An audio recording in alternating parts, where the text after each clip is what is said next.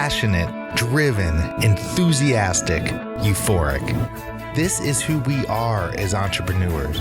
But how we leverage these incredible attributes to dream and build businesses that scale and grow is what this podcast is all about.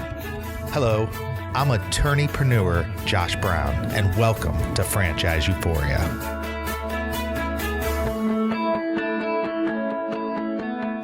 Hello, y'all. Josh Brown here, back for another episode of Franchise Euphoria. Thrilled to be here.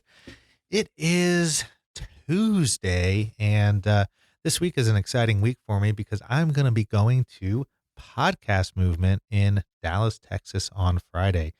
I believe it is the only conference in the world completely dedicated to podcasting, so I'm looking forward to meeting so many of my fellow podcasters and having a good time hanging out with people, going to hangouts, and learning a ton from all the different sessions that are focused on different and various aspects of podcasting. So really looking forward to that. Today's episode is going to be all about, should I diversify my franchise investment? This is a kind of question that pops up every now and again where somebody who has had success in purchasing a franchise and is now looking at purchasing more franchises really needs to consider whether or not he or she should purchase the same franchise and just own multiple units, or look at diversifying their investment and possibly purchasing other franchises to have as part of their portfolio. And it's sort of an interesting question. It's one of those things where it's a good problem to have because you have had some success in franchising and now you want to expand on that success. And I know on this show, we often talk about what you need to do so you don't get into a bad franchise, or we talk about situations where people end up with bad systems. So this is going to be sort of refreshing today to talk about some of the things that you need to consider. And specifically, I have 4 questions that I want to go over that I think you should think about to help you through this process. So if you're one of those individuals out there listening and you've had some success in franchising or with that business, and now the opportunity has arisen for you to purchase another franchise within the franchise system, I think the very first question that you want to ask yourself is the franchisor good to work with? You know, how has the relationship been between you and the franchisor? We all know that there's a lot of promises that franchises make at the outset of the process. And, but oftentimes franchisors can't live up to all of their promises. And so that can obviously have a negative impact on the entire business relationship. What's your business like with the franchise? Do you trust that they are consistently working to make their system better, to help you drive more revenue? And have they been a good partner for you? Because after all, franchising, at least franchising done well, is really a partnership between the franchisees and the franchisors. And so you need to really ask yourself, have they been supportive like they were supposed to? You know, oftentimes that lends itself to a sub question, which is, what is their makeup as a team? What is their corporate structure? Have they positioned themselves as the franchisor to really be adding elements to their business so that what they're doing primarily is figuring out ways to help you become better and more profitable and streamline their own systems? Those are the hallmarks of a great system. If it's a frazzled or fragmented kind of corporate structure, you might want to think long and hard about buying more units of that. But I think it'll be one of those questions where inherently you'll have the answer. And then you just want to dive a little bit deeper to decide, okay, if they have been good to work with, why have they been good to work with? What are some of the things that I have found beneficial as you've run your franchise business? What are some of the things that have been lacking? And I think you just need to do a weighted analysis of each of those and decide, is this franchise good to work with? And is it the type of partnership that I want to continue with? If the answer to that with the franchise you currently have is yes, then I think it's important for the next question for you to look at to be, is there opportunity to grow within the same system? Oftentimes when we look at franchises, such a big component of what somebody's buying is the rights to a territory or the right to grow through multiple territories. And I think you need to be really, really attentive to what position the franchise has put itself in for growth. I mean, if you're in a particular market and it looks as though you're pretty much tapped out for that market, and the only way for you to expand through that same franchise system is to go into an entirely different market, possibly a different state, boy, I'd think long and hard about that because you're going to have to figure out not only the logistical aspects of being able to run and manage multiple locations in totally different geographic areas.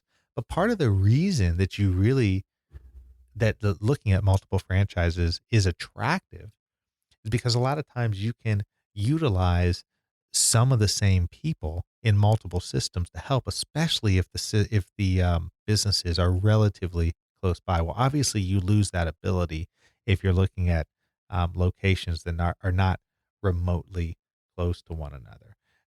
You also want to get a good feel for where the franchisor is going. I mean, if there is growth opportunity within the franchise, what does that growth opportunity look like?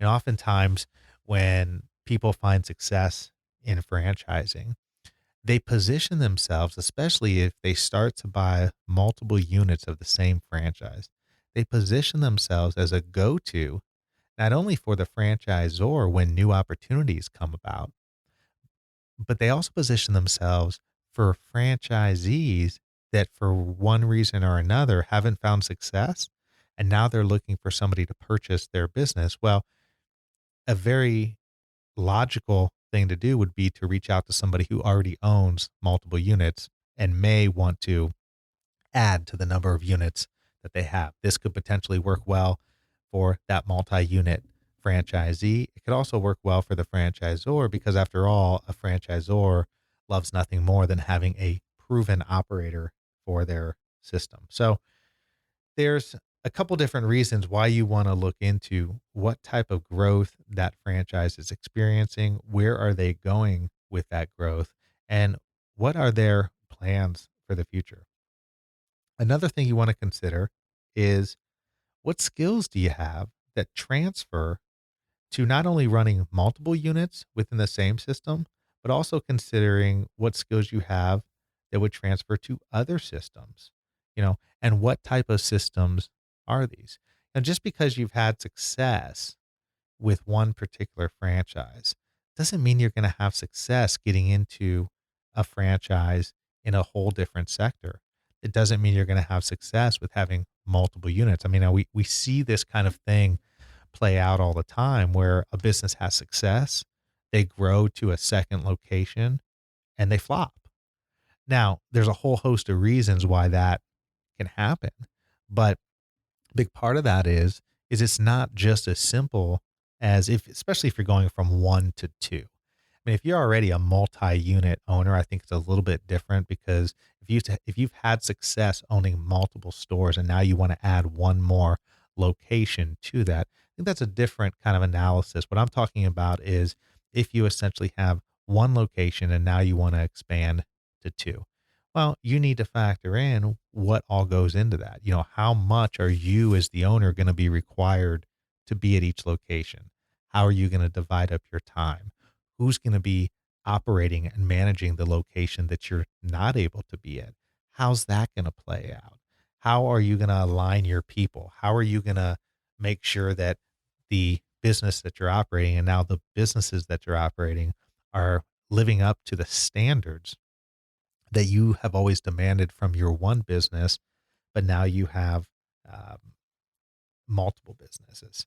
And so I think these are all things you have to factor in. And quite frankly, these are all things that any small business has to factor in when they're looking at expanding. I mean, I've seen it happen on a number of occasions where As an example, you have a restaurant that's done particularly well, and now they want to expand to a second location.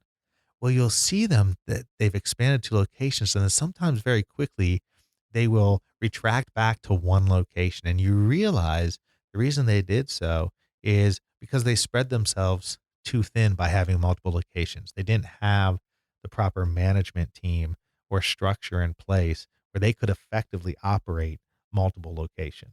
And so these are things that you really want to think about. I think that leads me to my final question that I think you want to consider, and that is, do you have the right management and corporate team in place? As I alluded to just a moment ago, I mean, it really takes a team, it takes a structure to really own multiple franchise systems. And the question is, do you want to, how you structure that? Do you have the right structure for if you're going to be expanding to multiple units within the same franchise? And what kind of structure do you have that would lend itself to expanding to multiple units in a different franchise?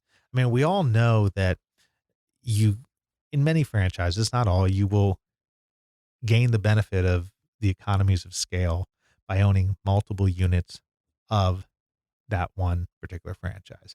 And doing it one time would lend itself that you would probably have a likelihood of success if you could do it multiple times over within that same business because you've proven it to a certain extent. I think when you start getting into looking at diversifying your franchise investment and looking at franchise businesses that aren't necessarily the same business.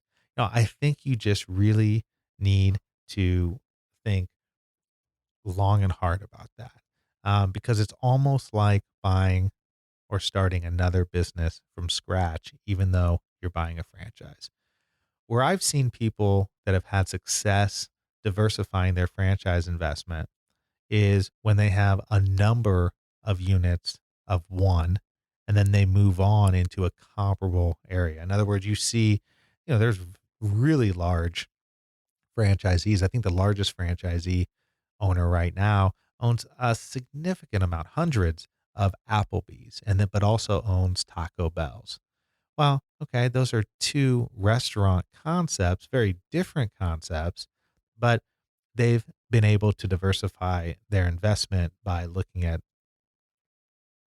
just different elements of different units. I think that's a very different analysis from what I'm talking about. What I'm talking about here is, should you, as an individual operator, maybe you operate one, two, or three units in a franchise, should you then look at diversifying your investment and getting into a different franchise?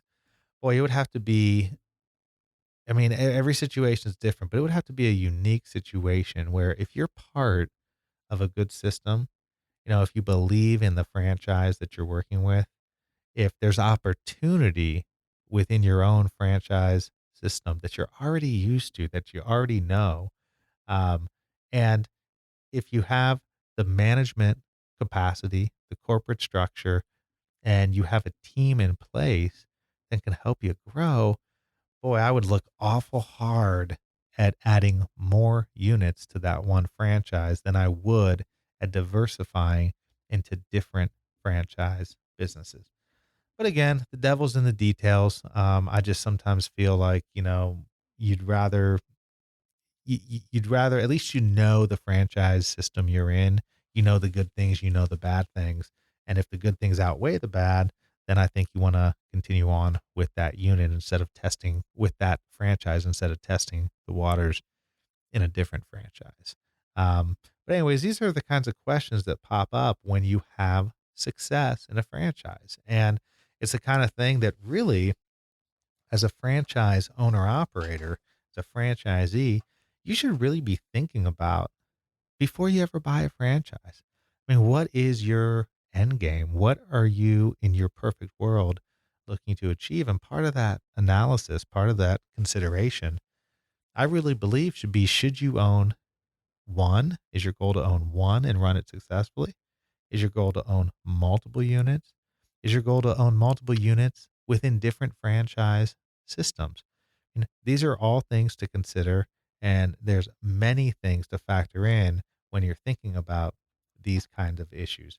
But the one thing that is for sure is that if you sign on as a single franchise purchaser, you should do everything you can to get that one franchise up and going and profitable and successful before you look at adding more to the equation. Well, anyways, I hope this was helpful for you today. We'll be back on Thursday with another episode. And until then, happy franchising.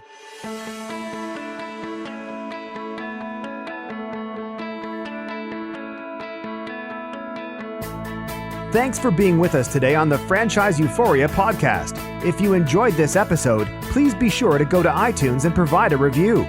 Also, please remember that although Josh Brown is a licensed and practicing attorney, nothing contained in this podcast should be construed as legal advice, because it is not.